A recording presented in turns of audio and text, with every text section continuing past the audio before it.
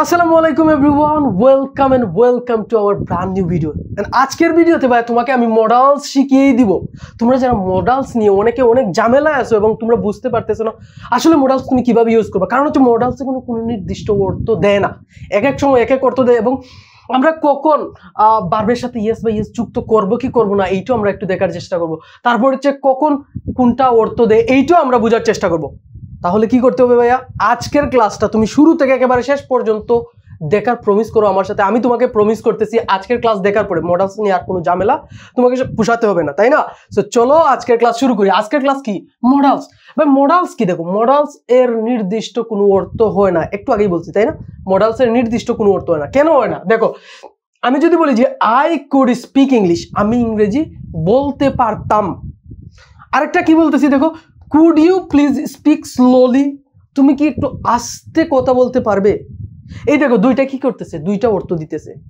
এজন্য ভাইয়া মডেলসে কোনো নির্দিষ্ট অর্থ হয় না, নির্দিষ্ট অর্থ আছে বাট এটার বাবার তো ভিন্ন, মানে এক এক সেন্টেন্স এক এক রকম অর্থ দিতে পারে।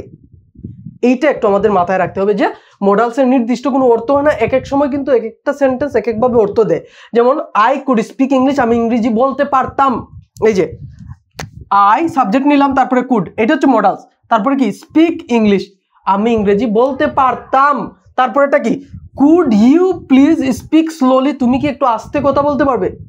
Could you speak slowly, could you please give me a glass of water, could you please help me. এই যে আমি তোমাকে অনুরোধ করতেছি, মাঝে মধ্যে এটা কি করে অনুরোধ সূচক ভাবে ভদ্রতা সূচক অর্থেও আমরা ব্যবহার করে থাকি। এজন্য ভাইয়া মডেলসের নির্দিষ্ট কোনো অর্থ না, এইটা একটু মাথায় রাখবা। তারপরে দেখো মডেলস ভার্ব, এই যে মডেলস কখনোই মূল ভার্ব হিসেবে ব্যবহৃত হয় না ভাইয়া, এটা খুবই ইম্পর্টেন্ট। মডেলস হচ্ছে হেল্পিং ভার্ব, এটা কখনোই মূল ভার্ব হিসেবে কি করবে না, ব্যবহার করা যাবে না। দেখো এই যে মডেলস আছে না, এটা কি ভাইয়া? এটা হচ্ছে ভাইয়া হেল্পিং ভার্ব। এই যে মডেলস ভার্ব কই কই কই ঠিস, সেটা হচ্ছে কি? Helping verb. মডেলস কি ভাইয়া? মডেলস হচ্ছে হেল্পিং ভার্ব। তাহলে এটা কি কোনোদিনও মূল ভার্ব হিসেবে ব্যবহৃত হবে না? তাহলে কি করবো আমরা? দেখো আই ক্যান ইট, আমরা এটা বলতে পারবো না, ইম্পসিবল, এটা কখনোই বলা যাবে না। তাহলে কি বলবো ভাইয়া? কি বলবো? দেখো আমরা এইটা বলতে পারবো যে, কি বলতে পারবো? এইটা বলতে পারবো যে আই ক্যান ডু ইট, আমি এটা করতে পারি। এইটা হচ্ছে মডেলস, এইটা হচ্ছে মেইন ভার্ব B1, এইটা কিন্তু মাথায় রাখতে হবে। তাহলে আই ক্যান ইট বলতে পারবো না, এটা ইম্পসিবল। তাহলে কি বলবো? I can do it. I must it, no never ever, I must do it.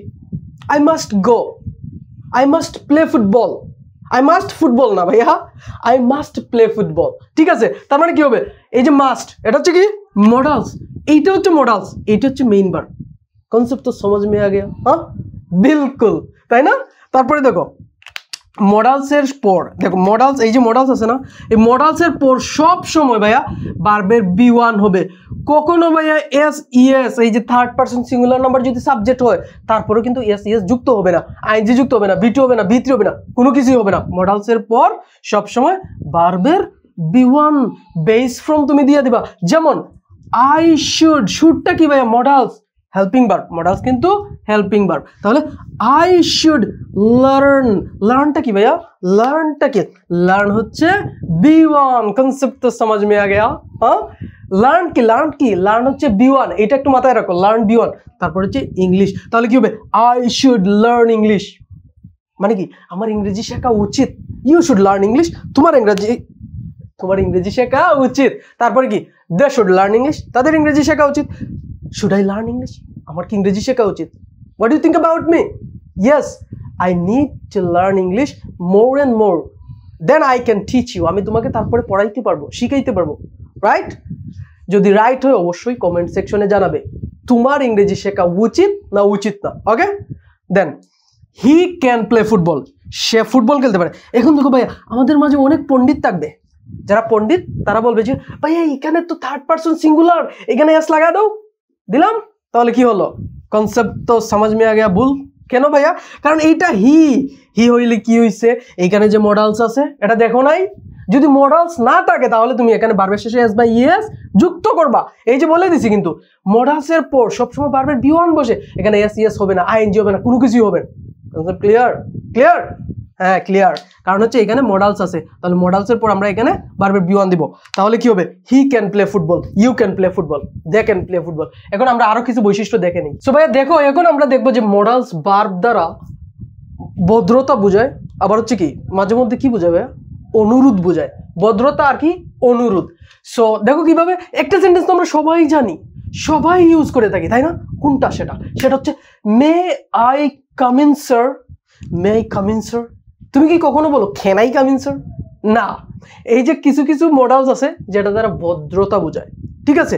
So মাঝে মধ্যে এই মডালস ভার্ব দ্বারা ভদ্রতা অনুযায়ী মানে ভদ্রতা সূচক সেন্টেন্স আর হচ্ছে অনুরোধমূলক সেন্টেন্সও আমরা ব্যবহার করে থাকি। তাহলে কি বলতে পারি, may I come in sir, মানে may I come in sir, আমি কি আসতে পারি, এই যে এইটা আমরা কি বলি ভদ্রতা হিসাবে এই মডালস আমরা ব্যবহার করে থাকি। তারপরে যে মে আই হেল্প ইউ, আমি কি তোমাকে সাহায্য করতে পারি, পারমিশনের ক্ষেত্রে কিন্তু আমরা মডালস ব্যবহার করে থাকি। ভদ্রতা সূচক ওয়েতে কি করতেছে ভাই, পারমিশন নিতেছে। তারপরে কি could you please give me your pen, অনুরোধ করতেছে দয়া করে তুমি কি আমাকে তোমার কলম দিবা, হ্যাঁ দিবা হ্যাঁ, could you please give me your pen, দয়া করে তুমি কি আমাকে তোমার কলম দিবা, এটা অনুরোধ করতেছে। তার মানে কি মডালস ভার্ব দ্বারা কখনো ভদ্রতা বুঝাবে, কখনো অনুরোধ বুঝাবে, কখনো তোমাকে অনুমতি চাইবে, ঠিক আছে। সো এই তিনটাও কিন্তু হয়ে থাকে, সো এইটা একটু মাথায় রাখতে হবে আমাদের। তারপরে দেখো ভাইয়া খুব ইম্পর্টেন্ট, সেটা হচ্ছে এই যে মডালসের পর কিন্তু আমরা অ্যাকশন ব্যবহার করি। এইটা তো একটু আগেই দেখছি যে মডালসের পর ভার্বের বি ওয়ান বসে, যেমন ক্যান গো, হ্যাঁ, তারপরে যে কুড প্লে আমরা বলতে পারি, শুড ইট আমরা বলতে পারি, মানে এই মডালসের পর সবসময় ভার্বের বি ওয়ান বসে, মানে অ্যাকশন ভার্ব বসে। তারপরে দেখো মডালস প্লাস বিও বসে কিন্তু, যেমন can be, could be, should be, would be, may be, might be, must be, এরকম বিও কিন্তু আমরা ব্যবহার করি। যেমন ক্যান বি মানে হচ্ছে হতে পারে, যেমন আই ক্যান বি টিচার, আমি ডাক্তার হতে পারি। ইউ ক্যান বি টিচার বলতেছি আবার ডাক্তার বলতেছি, মানে কি টিচার মানে তো শিক্ষক তাই না। So I can be teacher মানে আমি শিক্ষক হতে পারি, ইউ ক্যান বি ডক্টর তুমি ডাক্তার হতে পারো, হি ক্যান বি কি প্লেয়ার, সে খেলোয়াড় হতে পারে। সো এরকম ভাইয়া ক্যান বি, তারপরে কুড বি হতে পারতাম, শুড বি হওয়া উচিত, এরকম। তার মানে বিও হয় কিন্তু মডালসের পরে আমরা বিও হয়। দেখো ভাই এগুলো কিন্তু আস্তে আস্তে আমি সব কিছু তোমাদেরকে দেখিয়ে দিব। যেমন আমরা পরের ভিডিওতে যেটা চিন্তা করতেছি সেটা হচ্ছে ক্যানের চুলচিরা বিশ্লেষণ আমরা করব। যেমন can B, can have, can not but, can not late, প্রত্যেকটা পার্ট আমরা ডিটেলসে আলোচনা করার চেষ্টা করব, যাতে তুমি এই মডালস দিয়ে হাজার হাজার বাক্য বানিয়ে নিজেকে স্মার্টলি প্রেজেন্ট করতে পারো অন্যের সামনে। ওকে, সো এইটা আমরা একটু ফোকাস করব। তারপরে দেখো এই মডালসের পর কি ব্যবহার করতে পারি আমরা, সেটা হচ্ছে মডালসের পর আমরা হ্যাভ বেস ব্যবহার করতে পারি, যেমন can have, could have, would have, should have, হ্যাঁ, may have, might have, must have, এগুলো আমরা ব্যবহার করতে পারি। যেমন ক্যান হ্যাভ মানে থাকতে পারে। আবার এই যে হ্যাভের পর, এই যে মডালস হ্যাভের পর যদি তুমি এখানে অ্যাকশন ভার্ব নিয়ে আসো ভাইয়া খুবই ইম্পর্টেন্ট, এই অ্যাকশন ভার্ব যদি নিয়ে আসো, এখানে যদি না দেখা যায়, এখানে একটু দেখে নিবা, এই যে এখানে আমি লিখে দিচ্ছি, সেটা হচ্ছে মডালসের পর যদি তুমি এইখানে প্লাস হ্যাভ হ্যাজ নিয়ে আসো, দেখো হ্যাভ হ্যাজ নিয়ে আসো, তারপরে যদি তুমি অ্যাকশন নিয়ে আসতে চাও, খুবই ইম্পর্টেন্ট, অ্যাকশন নিয়ে আসতে চাও তাহলে এখানে বি3 দিবা।